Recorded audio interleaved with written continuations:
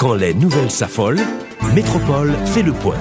Le point tous les matins, à 8h, simultanément sur Radio et Télémétropole. Le point est une courtoisie de MSC Trading et Digicel. Madame, Monsieur, bonjour. Bienvenue à la rubrique Le Point de Radio et Télémétropole. Nous accueillons à la rubrique de ce vendredi deux groupes d'invités. Dans un premier temps, on accueillera Fedner Louis, ingénieur agronome, diplômé à l'Université de Thiès du Sénégal, et Bertrand Eugène Whistler-Jean, détenteur d'un diplôme de maîtrise en sciences politiques.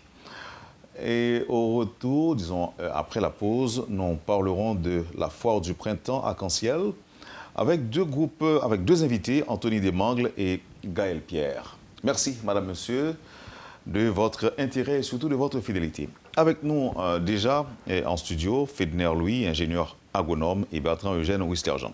Fedner Louis, bonjour. Merci d'accepter d'être avec nous à Métropole ce matin. Oui, bonjour. Ça me fait très plaisir d'être ici sur le plateau. Donc, vraiment, ça nous réjouit. Avant de passer au sujet, Oui. Alors, voyons avec Bertrand Eugène Whistler-Jean. Merci d'accepter l'invitation de Métropole. Je tiens aussi à vous remercier de nous avoir acceptés pour prendre part à cette émission. Sans plus tarder, je vais passer la parole à mon ami Fedner qui, lui, va faire une introduction du motif. Alors, mettons l'invitation dans son contexte. Oui. Vous étiez boursier du Sénégal. Après le tremblement de terre de janvier 2010, Oui. vous avez passé des années au Sénégal dans le cadre d'une bourse que vous avez chacun reçue, apparemment. Oui. Et là, maintenant, vous êtes revenu en Haïti depuis 2 ans déjà? Ça fait déjà 15 mois.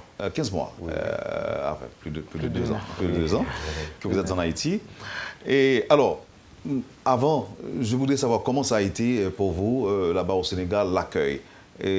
D'abord, quand vous avez appris qu'il y avait cette possibilité, que vous alliez pouvoir vous former, vous alliez avoir accès à l'université au Sénégal, ça vous avait vraiment enchanté? Oui, tout à fait. En fait, notre première impression là-dessus, c'est que c'est un plaisir de faire cette découverte et voilà, de pouvoir nous former à l'extérieur. Mais avant tout, comme vous savez, que le Sénégal se trouve justement en Afrique de l'Ouest, c'est un pays de l'Afrique. Donc comme généralement l'Haïtien a sa conception d'abord de l'Afrique, vous voyez, généralement ne reflète pas la réalité. Mais nous avons beaucoup appris, je dois vous dire, en dehors de notre formation académique. Sur le plan socio-culturel, nous avons beaucoup appris. C'était un choc culturel parce que la culture haïtienne, vraiment, notre mode de vie à nous est très différent de celui du Sénégal. Donc l'accueil a été très chaleureux.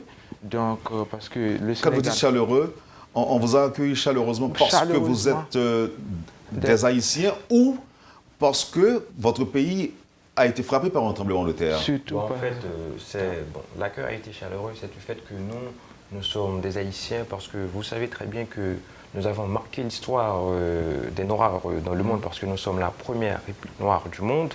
Eh bien, à un certain moment donné dans l'histoire, il y a eu un apport des Haïtiens dans le système éducatif africain. Donc c'est par rapport à ce souci que le président Abdoulaye Wade nous a accordé cette bourse d'études pour nous rendre la monnaie de la pièce. Donc en arrivant là-bas, on nous a bien accueillis, l'accueil était très chaleureux. Aussi, surtout, en fait, l'accueil était vraiment très chaleureux. Ok, alors il y a l'accueil, Oui. mais il n'est pas que l'accueil. Il y a aussi l'intégration, il y a aussi l'adaptation. Vous avez évoqué des problèmes d'ordre culturel. Et vous aviez au départ une perception, mais arrivé sur les lieux, vous avez constaté que c'était tout à fait différent. Tout à fait différent. Oui, c'est tout à fait différent. Et je dois vous dire que sur ce point, il y a vraiment beaucoup de choses à partager, mais on va essayer de résumer en fait. Oui. Donc, avant tout, le Sénégal est surnommé pays de la Teranga. Donc, arrivé là-bas, on nous a appris ça et vraiment. Qu'est-ce que ça veut dire? Ça veut dire que terre d'hospitalité. Ah, ok. Terre d'accueil. Terre d'accueil, ouais. Donc, et que vraiment, et les gens sont accueillants. sont très accueillants par nature, vous voyez, envers presque tous les étrangers, envers tout le monde. Mais même entre eux, vous voyez qu'il y a vraiment une bonne cohésion sociale. Donc, bon, d'ailleurs, c'est un pays à 95% musulmans. Il y a 95% musulmans, environ 5% seront chrétiens. Et là-bas, on a eu à côtoyer beaucoup d'étrangers. Dans notre à l'université. Comment vous vous êtes adapté à cette situation? Parce que quand même, la religion musulmane, ça c'est plutôt une chose nouvelle pour vous. Oui, c'est vraiment. Vous êtes, je ne sais à quel pourcentage, vous êtes chrétien, catholique, protestant ou vaudouisant. Comment vous avez géré tout ça? En fait, comme nous étions au Sénégal, la religion protestante, pas la religion musulmane, qui est différente de notre religion chrétienne. Donc une fois arrivé là-bas, il y a eu quelque chose parce qu'avant d'aller au Sénégal, il y a une mise en garde qui a été faite. Donc on nous a dit qu'une fois arrivé là-bas, il ne faut pas faire comme lorsqu'on est en Haïti, évangéliser les gens, donc ça n'existe pas au Sénégal. Donc chacun se retrouve, reste dans sa religion. Donc peut-être de par votre façon, de vivre, votre mode de vie, donc vous pourrez influencer quelqu'un d'autre. Mais au Sénégal, la religion musulmane, ce n'est pas seulement une religion au Sénégal, c'est tout à fait un mode de vie. Parce que au Sénégal, la religion est partout dans la culture sénégalaise. Dans la vie même. Oui, dans la vie même. Vous voyez l'empreinte de la religion, de la vie quotidienne. Okay. Oui, et c'est l'une des raisons, c'est la raison pour laquelle que vous voyez chez les Sénégalais, il y a beaucoup d'humilité chez le Sénégalais, la fraternité, l'humilité. Et si vous pouvez le constater, parce que lorsqu'on était arrivé au Sénégal, mais cela nous a étonnés, parce que le climat de sécurité, donc c'est vraiment, comment je pourrais dire surprenant. Ça? Oui, surprenant le climat de sécurité. Donc à n'importe quelle heure de la nuit, n'importe où, on peut circuler facilement. J'imagine que ça doit vous manquer aujourd'hui. Ah oui, ça nous manque vraiment. Une fois que vous êtes en Haïti, et même on n'est pas en sécurité même pendant le jour, donc alors que voire au Sénégal, la nuit, vous pouvez circuler en toute quiétude. On partait en boîte de nuit, parce que le week-end, ça fait partie de la vie étudiante. Sans peur. Okay. Maintenant, voyons pour la formation que vous avez reçue là-bas. Le niveau, je ne vais pas vous demander de comparer. En fait, oui, on peut faire une comparaison. Parce que moi, lorsque j'étais arrivé au Sénégal, la plupart des étudiants haïtiens ont eu ce problème lorsqu'ils étaient arrivés au Sénégal, donc un problème d'adaptation. Et c'est la raison pour laquelle il y a eu beaucoup de redoublements. Oui, redoublements là-bas, parce que le système éducatif sénégalais était vraiment supérieur par rapport au nôtre. Oui, par rapport au nôtre en Haïti. Donc, il y a eu beaucoup de problèmes d'adaptation dès la première année. Il y a eu des étudiants qui ont repris même pendant 2 fois. Il y en a eu même qui sont revenus au pays à cause qu'ils ne peuvent pas s'adapter parce qu'ils ont repris pendant 2 fois. Donc c'est un problème. Donc, le niveau est très avancé par rapport à nous. Il y a des centres de recherche, il y a plusieurs campus. Par exemple, en Haïti, dans les universités publiques, il n'y a pas ce qu'on appelle le prof ATD, ensuite le prof magistral. Par exemple, nous, on va à l'école pendant 2 fois, le matin et les après-midi. Donc, le matin, c'est le prof magistral qui fait son cours. Ensuite, il y a le prof ATD qui fait son cours pendant les après-midi. Le cours ATD qu'on appelle travaux dirigés, mais c'est pendant ce cours-là que nous aurons à maîtriser réellement le cours. Parce que le cours ATD, c'est un cours d'approfondissement de la matière. Donc, c'est la raison pour laquelle... Ce qui n'existe pas chez nous. Oui, ce qui n'existe pas chez nous. Mais dites-nous, alors vous savez qu'on doit malheureusement aller vite pour pouvoir... dire un maximum de choses aux téléspectateurs. Alors, vous étiez combien de boursiers? Nous étions au nombre de 163. 163. Avoir quitté le pays. Combien sont revenus en Haïti? Il y a environ une centaine. Une centaine? Oui. Et les autres sont restés? Bon, il y en a qui vont venir peut-être le mois d'avril, ce mois-ci ou du moins le mois de mai. Mais il y en a d'autres qui ne vont plus revenir parce que j'ai parlé avec mes amis. Vous savez que lorsqu'on est ici, on garde le contact avec nos amis. Il y en a même qui ont formé un groupe qui s'appelle DDN, c'est-à-dire Deo Net. c'est-à-dire que... Comment DDN. DDN, Deo net. C'est-à-dire que, parce que lorsqu'on leur explique la situation, puisque ça fait déjà plus de 15 mois, on est au pays, on a... C'est pas mauvaise publicité nous faire pour payer, monsieur, pendant nos rentrées. Non, mais c'est la réalité quand même. Mais lorsque les choses vont mal, il faut dire tout. Donc c'est pas ça. Donc vous avez dit aux autres que c'est pas la peine de revenir. Moi-même, je leur dis, si vous avez quelqu'un, comme on dit en créole, un parrain, une marraine, un bras droit, donc un oncle, un ministre, un piston, donc vous pouvez venir en Haïti, mais si vous savez que vous n'avez pas ces personnes-là pour vous aider, c'est pas la peine. Donc c'est pas la peine de venir. Écoutez, monsieur, êtes-vous en train de me dire que vous êtes revenu depuis plus de 2 ans et qu'on ne vous a jamais dit, comme on dit en créole, il va même demander de nous ça de votre pouvoir? Même pas. Non, mais est-ce que vous avez entrepris des démarches? Oui. Est-ce que les autorités savent que vous êtes là? Ils le savent. Parce que avant, vous savez, il y a le sommet de la francophonie, le sommet de l'Organisation internationale de la francophonie qui a été organisé à Dakar, c'était le 29 novembre dernier. À cette période, nous étions encore au Sénégal. Et nous avons vu le ministre, c'était le ministre Pierre Dili Brutus, qui était venu représenter Haïti dans le cadre de ce sommet. Donc, nous avons discuté avec lui parce que dans un mois, nous devions rentrer dans un mois, donc le mois de décembre prochain. Donc, voilà, et au retour, qu'il allait nous accueillir. Ça a été fait. Au retour, le 28 décembre 2014, nous sommes rentrés. Et à 2 reprises, nous sommes allés au ministère des Affaires étrangères. Nous avons discuté. Donc, il a pris les dossiers en main. Donc, il a chargé Mme Jocelyne Bélizer, qui est membre du cabinet du ministre, que je salue en passant. Donc, parce qu'elle a entrepris vraiment les démarches. Elle avait la volonté de bien faire. Mais malheureusement, parce qu'elle devait prendre contact à des ministères, plus ou moins en fonction de nos domaines de compétences. Donc, moi, spécifiquement, j'ai eu, parce que nous sommes au nombre de 3 ergonomes, donc il y a toute une équipe derrière nous parce que nous sommes rentrés en groupe. Elle a eu à faire des démarches auprès du ministère de l'Agriculture. Au moment où je vous parle, j'ai signé un contrat au ministère de l'Agriculture le mois de novembre 2015 pour l'année fiscale 2015-2016. Nous sommes aujourd'hui au 1er avril. Sur le 7e mois de validité du contrat, et que le contrat est encore quelque part au ministère de l'Agriculture. Il n'est même pas encore parvenu à la Cour supérieure des comptes et du contentieux administratif pour les suites nécessaires. On se demande, voilà, est-ce que finalement il y aura une fuite? Maintenant, qu'est-ce qui se passe? Je suis allé là-bas à 1000 fois, j'ai vu le directeur général, les membres du cabinet du ministre, et le personnel de la direction des ressources humaines. Et voilà, j'ai entrepris les démarches. Donc, ce contrat est encore là. On m'a dit, oui, voilà, on change de ministre, le ministre part, le ministre revient. Oui, c'était une réalité. Il n'y a pas eu de continuité. Il n'y a pas eu de continuité. Donc, ce contrat est encore avec eux et que ça reste. Le contrat ne reste pas plus de 5 mois de validité. Parce qu'en octobre, en septembre, le contrat arrivera à terme, donc on se demande vraiment...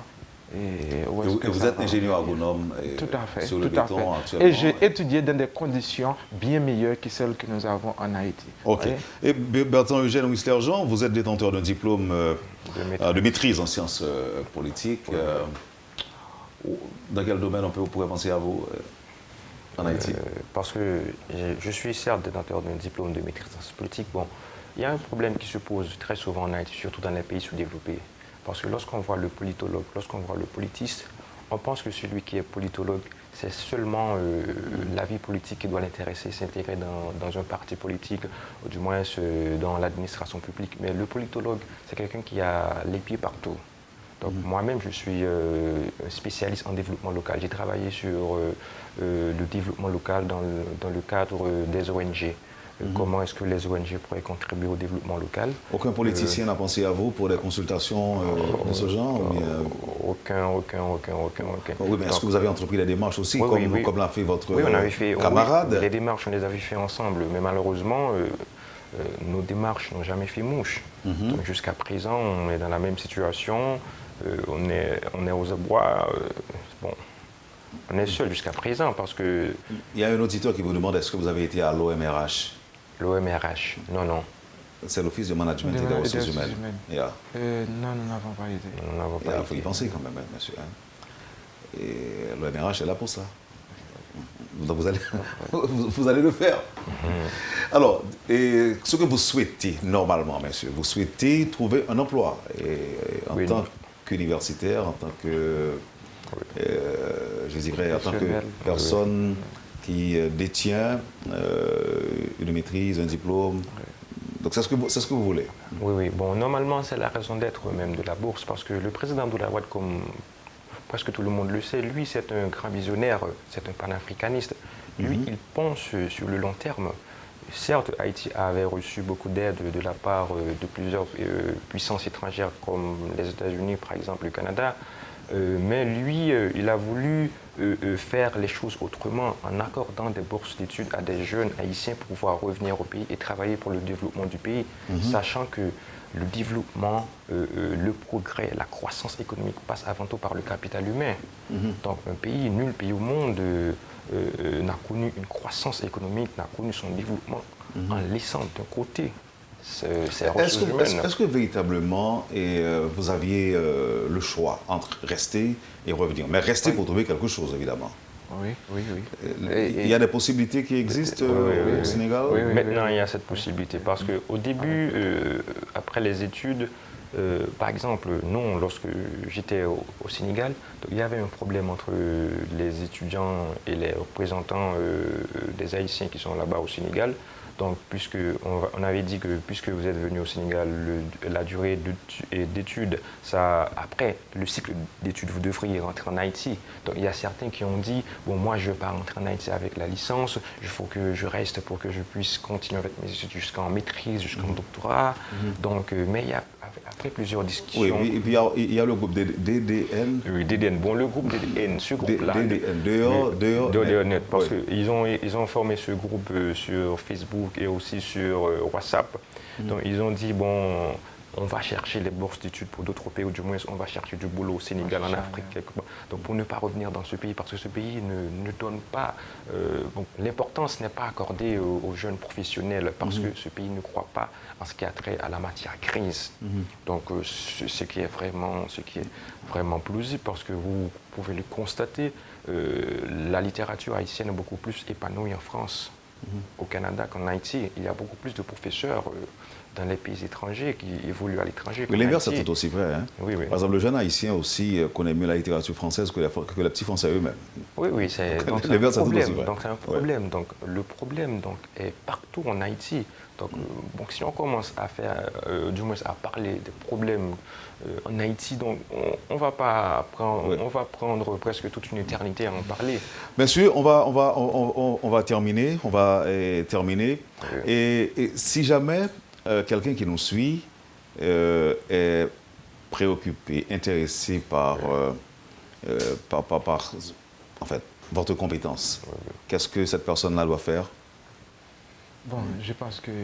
Bon, je ne vais pas vous demander de laisser vos CV ici à la radio, c'est pas nécessaire, mais vous avez un point de contact? Un point de contact, oui. Ici à la radio, je pense que s'ils prennent contact ici à la radio avec vous, donc ils pourront avoir nos coordonnées. Pourquoi vous hésitez quand même à laisser un numéro de téléphone? Non, ce n'est pas un problème de laisser nos numéros de téléphone, parce que normalement, si on vient ici, donc c'est du fait que nous faisons face à un certain nombre de problèmes qui devraient être résolus. Donc, c'est pas un problème de menace, non, c'est pas des menaces, non. Non. Donc, vous avez des problèmes que vous pourriez peut-être partager avec moi et après l'émission. Ok, pas de problème. Ok, en tout cas, je rappelle, messieurs, que vous étiez au Sénégal. C'est Fednel Louis, ingénieur agronome, diplômé à l'Université de Thiès du Sénégal, de la 47e promotion, c'est ça? Et Bertrand Eugène Whistler-Jean, vous êtes détenteur d'un diplôme de maîtrise en sciences politiques, spécialité développement local. Et merci, messieurs, d'avoir répondu à l'invitation de Métropole. Je vous souhaite bonne chance, d'autant que vous nous avez permis de savoir comment cela s'est passé pour vous au Sénégal. Et vous avez laissé le pays au lendemain du tremblement de terre de janvier. Merci encore, messieurs. À nous de vous remercier. Nous vous remercions. Voilà. Vous avez suivi, madame, monsieur, la première partie de la rubrique Le Point de Radio et Télémétropole. Et au retour, nous accueillerons Anthony Desmangles et Gaël Pierre. Ne quittez pas. Le Point est une courtoisie de MSC Trading et Digicel. Bienvenue, madame, monsieur, à la deuxième partie de la rubrique Le Point de Radio et Télémétropole. On va parler de la foire du printemps Arc-en-Ciel avec nos invités Anthony Desmangles et Gaël Pierre. Foire du printemps Arc-en-Ciel. Gaël Pierre, bonjour. Bonjour, Merci d'accepter d'être avec nous ce matin. C'est à moi de te remercier, Wendell. Et Anthony Desmangles, bonjour. Bonjour, bonjour. Vous êtes un exposant, un participant. Oui, je suis participant. Et Gaël est l'organisatrice. Oui, c'est ça. Comment pourriez-vous en quelques mots me présenter cette foire, la foire du printemps Arc-en-Ciel? D'abord, pourquoi Arc-en-Ciel? Bon, tout d'abord, je remercie Radio Métropole et je salue tous les auditeurs qui nous écoutent en ce moment. Et la foire Arc-en-Ciel se veut d'être la vitrine de l'artisanat en Haïti. Ce que nous voulons faire, c'est surtout avoir toute une diversité de produits, toute une diversité d'artisans et dans tous les domaines. Nous allons avoir tous ceux qui sont dans les vêtements, l'habillement, l'aromathérapie, la décoration intérieure et l'agribusiness. Donc, on aura aussi des espaces pour enfants, des espaces aussi d'ateliers, de séminaires, pour, surtout dans le cadre de l'entrepreneuriat, car généralement dans les foires, on a un tas de jeunes qui arrivent, ils arrivent, ils regardent, mais il faut aussi les impacter à travers, pour faire la promotion de l'entrepreneuriat en général, et ce serait un bel espace pour qu'ils puissent non seulement voir, mais aussi comprendre ce que c'est et comment, et les inciter à devenir aussi des entrepreneurs. Et moi aussi, en tant que présidente de l'Association nationale des femmes autonomes d'Haïti, nous faisons la promotion de l'entrepreneuriat au niveau des femmes, surtout, mais aussi au niveau des hommes. Il n'y a pas vraiment une grande différence, et c'est pour ça aussi que cette foire va avoir toute cette, je dirais, toute cette diversité, et nous l'appelons arc-en-ciel parce qu'il y a toutes les couleurs, donc on va trouver de tout, et les ingénieurs, les femmes ingénieurs, et tout. Et maintenant, nous attendons vraiment le plus de monde possible qui pourrait venir regarder et visiter avec nous. C'est pendant 2 jours, samedi. Pendant 2 jours, ce sera pour ce samedi 2 avril et dimanche 3. Donc, dans la soirée... Vous n'êtes pas à un coup d'essai, non? Non, c'est notre première édition. Et vraiment, l'équipe qui est là, c'est une équipe vraiment bidée, qui est déjà bien rodée dans l'organisation de ces genres d'événements. Donc, nous avons l'habitude d'organiser des foires. C'est pas que... C'est ça. Alors, Anthony Desmangles, quel est votre domaine? Moi, je suis céramiste. J'ai apporté quelques pièces. Je peux les regarder, c'est pas fragile, oui, non? on peut présenter ça. Et il y aura suffisamment de pièces de ce genre à oui, exposer? je pense. Et c'est vous qui les fabriquez? C'est moi qui les fabrique. Voilà. C'est moi qui les fabrique. Et je suis dans la céramique depuis quelques années, mais je m'étais retiré à un certain moment, j'avais arrêté. Pourquoi? Et maintenant, juste pour accorder la priorité à d'autres activités. Mais et pourquoi vous êtes revenu? Bon, je suis pratiquement baradé à la retraite. Mais... On cherche de l'argent? Oui, c'est ça. Est-ce que ça rapporte? Bon, oui et non. C'est que jusqu'ici, on ne travaille pas à grande échelle, tu vois, et c'est plutôt un hobby. Donc, Bon, on sait que normalement, une foire garantit une certaine visibilité à l'exposant. Voilà. Et les suites de la foire vont apporter. Mais vous devez avoir un atelier, j'imagine. Oui, j'ai un atelier. Que l'on peut visiter. J'ai un atelier et au Bois-Viana. Au Bois-Viana, au numéro 73, à l'avenue La Martinière. C'est là que je travaille. Et puis bon, on essaye d'apporter quelque chose de nouveau. Quelque chose de nouveau.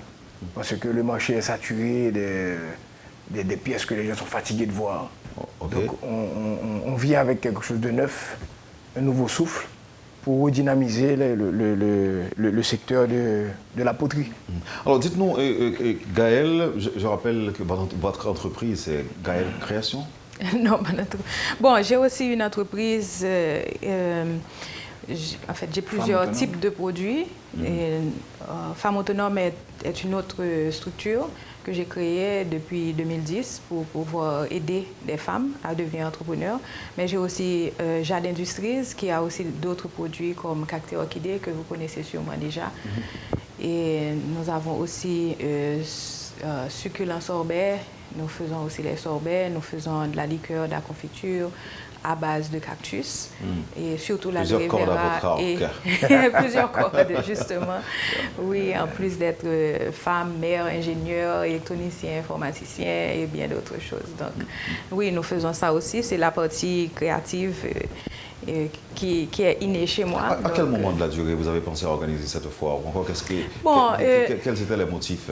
Justement, il y a tellement de monotonie ces jours-ci, on n'entend qu'une seule type de choses et on aurait aimé vraiment faire quelque chose et vraiment on espère que Arc-en-Ciel va venir absorber tout le négatif et s'en aller avec. Comme un arc-en-ciel, ça apparaît, ça vient et ça s'en va.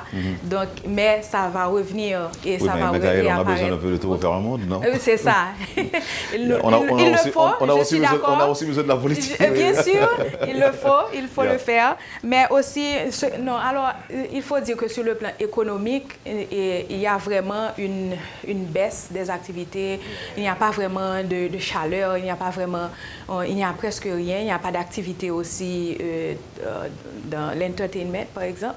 Donc, nous avons voulu créer quelque chose qui pourrait ramener du monde, faire connaître les produits des gens, tu sais, juste pour casser la monotonie et inviter d'autres, en fait, travailler surtout, et c'est pour ça que nous l'avons appelé la foire du printemps.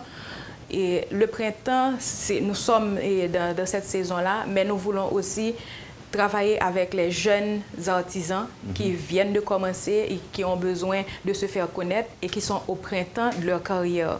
Donc c'est pour ça que la foire s'est dénommée Foire du printemps Arc-en-Ciel.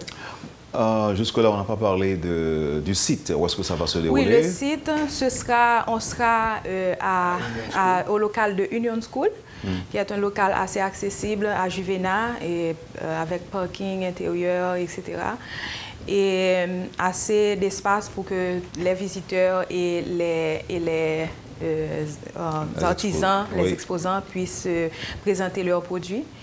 Et nous allons avoir dans la soirée du 2, demain soir, un fashion show avec tous les produits des artisans qui sont là pour faire la promotion. L'idée, c'est de faire la promotion des produits. Et nous aurons aussi l'animation avec Jean-Jean Roosevelt, qui sera là avec nous. Nous allons découvrir les voix d'autres jeunes, et Mahalia Raymond, qui sera là aussi pour chanter et animer l'assistance. Alors, Anthony Desmangles, partagez avec nous vos attentes. Bon, on espère que les gens viennent en grand monde. Que viennent beauté. Ah oui. Que viennent beauté, parce que vraiment, et les prix seront vraiment abordables. Nous savons que la situation économique est très difficile ces jours-ci, mais nous savons aussi que les gens ont besoin de faire des cadeaux. Ça va être la fête des mères très bientôt. C'est le moment où jamais de venir voir les nouveautés. Et nous voulons, à travers ces genres de foires, c'est surtout pour faire la promotion de l'artisanat haïtien, des produits haïtiens. Nous voulons apprendre aux Haïtiens comment consommer haïtien. Il faut consommer haïtien, il faut avoir l'habitude. Avant de penser à aller prendre quelque chose d'autre pour la fête de quelqu'un, quelque part d'autre, allez voir d'abord ce que nous avons localement, venez voir ce que nous avons, ce que vous pouvez offrir en cadeau à quelqu'un ou pour chez soi, pour n'importe quoi. Est-ce qu'on peut revenir sur ce qui va être disponible? On a ces pièces-là qui sont remarquablement belles, mais on doit s'attendre à quoi? Bon, on va avoir, par exemple, j'ai fait une découverte, c'est Ascania, par exemple. Ascania, c'est une entreprise qui fait la transformation du chocolat haïtien raffiné comme les chocolats étrangers. Mais elle ajoute d'autres choses. Elle a le wanganeges, elle a les oiseaux du paradis. C'est comme ça qu'elle nomme ses produits, auxquels elle ajoute par exemple du rapadou et des fruits et d'autres saveurs, etc. C'est vraiment bon. La première fois que j'ai goûté ça, j'étais vraiment émerveillée. C'est vraiment la première fois que tout le temps on se dit, quand on fait un petit chocolat haïtien, il y a toujours les petites pailles en dessous. Mais elle fait des barres de chocolat raffinées. Sans paille. Sans paille. Vraiment, c'est comme le chocolat étranger, mais avec une saveur locale. Il y a une pointe de quelque chose qui rappelle ce que nous mangeons ici. Et c'est vraiment bon, ça c'est Ascania. C'est original. C'est original avec une saveur locale. Une saveur locale. Mais pas cher? Pas cher du tout, pas cher. La première fois que j'ai vu, j'ai pris les trois saveurs que j'avais trouvées. Elle a un papillon, elle a les oiseaux du paradis, elle a aussi le wanganeges. Il faut voir aussi son packaging, c'est vraiment bien fait, c'est de la bonne chose. Vraiment, et j'invite tout le monde à venir déguster ce produit-là. Il y en aura d'autres. Moi-même, par exemple, j'aurai aussi succulentes sorbets. Ce sont des sorbets faits à base de fruits locaux, fruits naturels. Mais il y aura, allons parler aussi de Awa Beads. On a Dora Lamar qui fait des bijoux pour le corps. Et ça, c'est nouveau et à découvrir. Donc, il y aura chocolat, il y aura des pièces, il y aura des bijoux, il y aura des vêtements aussi. Il y aura de la bouffe, il y aura la nourriture haïtienne. Donc, il y a de la musique aussi. Il y aura de la musique avec Jean-Jean Roosevelt. Et ceci pendant 2 jours. Pendant 2 jours. Pendant 2 jours à une School.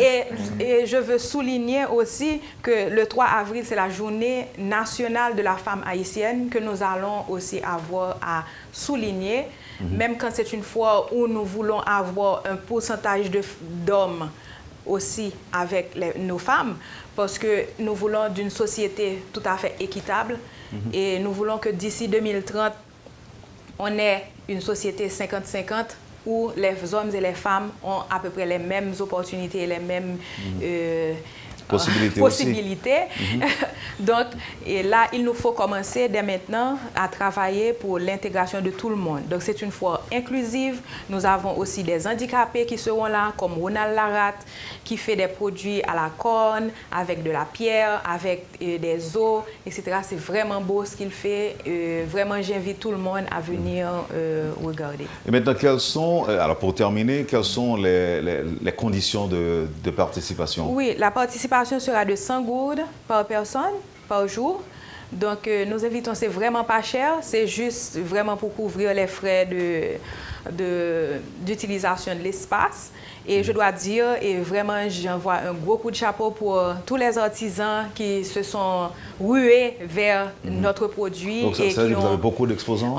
On va avoir entre 60 et 80. On a déjà plus de 60 exposants. Et chaque jour, on reçoit. Et chacun offre un produit unique, particulier. Oui. Alors, nous avons avec nous dans notre équipe, dans l'équipe de l'organisation, c'est Option Marketing, qui est représentée par Mme Sandra Beauville, et Maëlle Création, qui elle-même est responsable du contrôle de qualité. Donc, c'est elle qui fait le filtrage, c'est elle qui regarde, qui reçoit les photos, les images, ou bien qui regarde la qualité du produit de chaque artisan avant de les recevoir.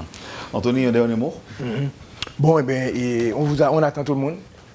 On attend tout le monde en grand nombre, mais j'espère que les gens seront satisfaits. Parce qu'on a travaillé dur. On essaie de présenter quelque chose de valable. Et on attend l'appréciation du public.